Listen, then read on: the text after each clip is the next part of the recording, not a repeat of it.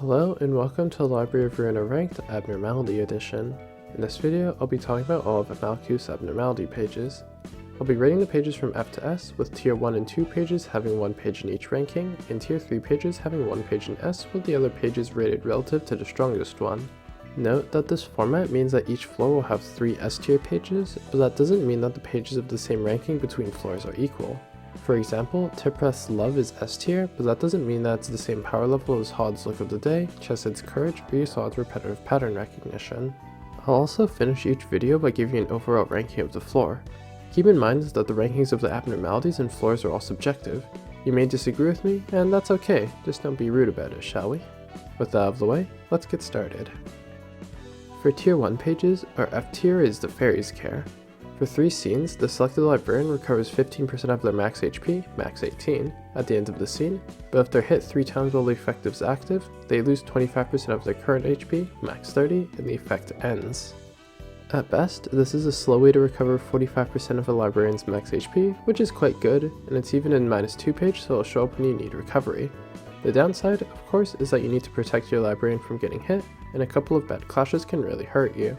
If you're at -2, then you're probably already on the back foot, and this page doesn't get you out of it like other recovery pages do. In D tier, we have Ashes. This page gives a single ally an effect that when hit, they inflict 1-3 burn to the attacker and gain a buff out of 40% chance to make their offensive dice inflict 1 burn on hit next scene, but the effect doesn't stack.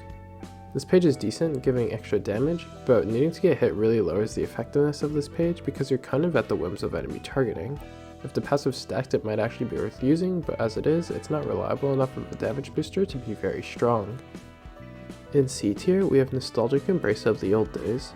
This page gives a single librarian an effect that, on clash win, they deal bonus stagger damage equal to the dice's value at a 20% chance, which increases by 10% for each consecutive clash against the same enemy, resetting when you either free hit or target a different enemy.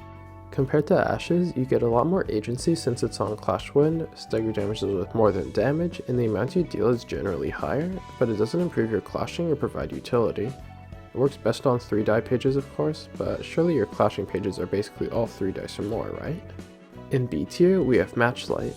This page gives a single librarian an effect that affects the first 2 combat pages the librarian uses after the page is selected. These Matchlight pages will give the librarian an Ember. The first 5 Matchlight pages will inflict a number of burn equal to the Ember stacks, and its max roll will be increased by the same amount, but if they have 4 or more Embers, there's a 25% chance for them to take damage equal to the max roll of the page. This gives you some reasonably good clashing power and extra damage, and it scales infinitely, but there is a downside of potentially exploding your health. For general use, it's just fine, but there is some good synergy with Puppet Strings and Loyalty, which is the big draw of Malkuth's floor, letting you stack tons of strength that we've seen on your librarians.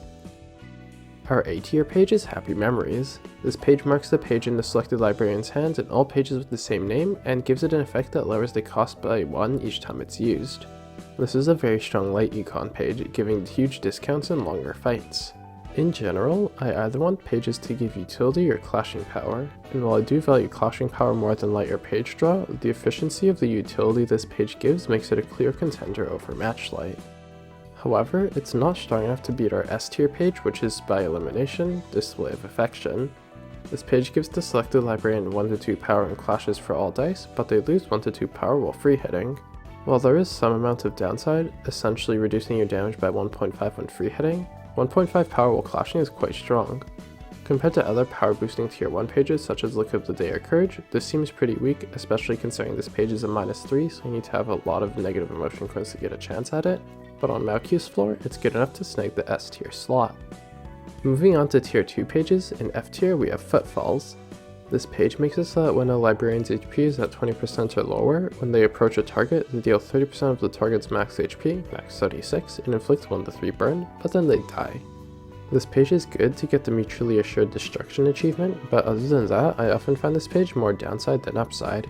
Even at 20% HP, your librarians can do a lot of work, especially considering that you get to choose how clashes go. You can have them free hit and do a lot more than 36 damage in a single scene. I guess the one saving grace is that this page is a -3, so if you have the option to take it, you're likely already losing, and can maybe make a comeback with this by just sacrificing all of your librarians, since if all enemies die, you win even if no one on your team is alive. In D tier, we have Spores. This page gives a single ally an effect that when hit, they inflict 1-3 burn and 1-3 bleed to the attacker next scene.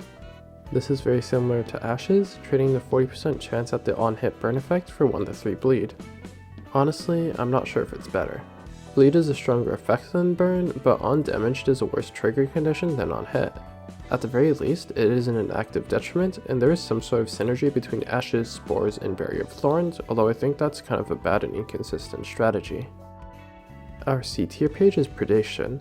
This page makes all allies except the selected librarian lose 10 HP.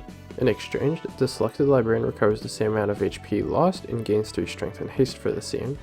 This is a fairly powerful one-shot effect, letting an ally who is close to death have a second wind. Of course, it doesn't have a lasting effect, limiting its usefulness, especially considering that the two effects are somewhat at odds with each other. The strength and haste want to go on your strongest librarian, but your strongest librarian probably isn't one in need of healing. Generally, I tend to just use it as an emergency heal for a librarian, but the strength and haste is a bonus. In B tier, we have Worker Bee. This page marks the enemy who dealt the most damage to the selected librarian last scene, and makes all other allies deal 2-4 bonus damage to the marked target on hit. This effect only applies once, so against bosses it's quite good, but trash mob fights get a lot less power from this page. Even so, 2-4 bonus damage to 4 of your librarians is pretty reasonable, and the enemy that did the most damage is more likely to be a threatening one that you wanted to focus down anyway, so it's not super unreasonable. For A tier, we have Vines. This page gives an effect for the rest of the act, inflicting 6 binds to a random enemy at the start of the scene, and giving Pierce dice of the selected librarian 1-2 power when attacking that enemy. While this only lasts one act, it's still a very powerful page. The two effects don't have incredible synergy. I guess lowering the opponent's speed makes it easier to set up your clashes, but either way, the effects are both strong. Our S tier page is Gluttony. This page gives an effect to a single librarian that deals 1-3 bonus damage and recovers 2-5 HP on hit when attacking a target who's already taken damage. This provides some pretty reasonable damage, but incredible sustain. It works very well with mass attacks or bleed alongside a block or evade on one, but even without setting it up very much, it still provides a ton of sustain and is easily the best tier 2 page from Malkuth. Now for tier 3 pages. At the bottom, we have Malice at D tier. This page deals damage inversely proportional to the amount of health the selected librarian has, with a minimum of 5 and a maximum of 30. This page can theoretically deal 150 damage instantly if you have a low health librarian and 5 enemies still alive. However, by the time you reach emotion level 5, at least a few enemies will be dead already, and if you don't have a super low health librarian, then it will be doing a lot less damage. Next, I put Barrier of Thorns in C tier. This page gives an effect to a single librarian that when hit inflicts 2-8 bonus damage and 1-3 binds to the attacker. Additionally, if 3 binds was inflicted, then they also recover HP equal to the amount of damage dealt. This is the third page that gives an on-damage effect to the librarian.